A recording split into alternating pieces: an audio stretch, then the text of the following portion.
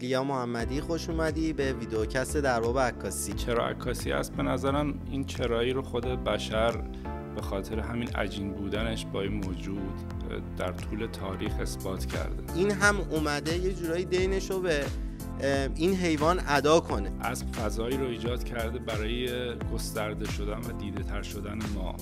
سختی‌های کار چیه؟ بخشی که با یک موجود زنده طرفی، شما هستی که خودتو باید وفق بدی با اون موجود. یه هنرمند عکاس وقتی موفقه که نسبت به ژانر و آیتمی که داره ورود میکنه یه شناخت داشته باشه و آگاهی داشته باشه و یک گام جلوتر از این که بخواد فقط یه دکمه شاتر رو فشار بده باشه.